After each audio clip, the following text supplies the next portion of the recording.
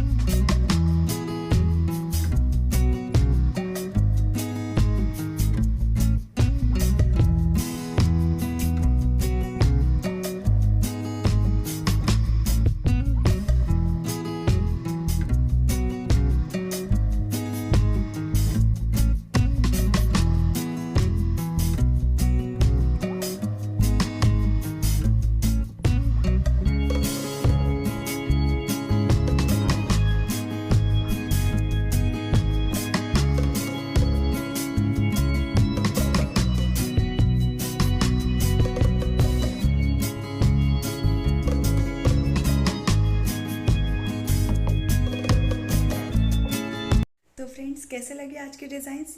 I hope आपको पसंद आए होंगे। अगर वीडियो अच्छी लगी तो इसे लाइक ज़रूर कर दीजिएगा, अपने फ्रेंड्स के साथ भी ज़रूर शेयर कीजिए और अगर इसी तरह के और वीडियोस देखने हैं तो मेरे चैनल को सब्सक्राइब करना मत भूलिए। हम फिर मिलेंगे अपनी अगली क्रिएशंस में।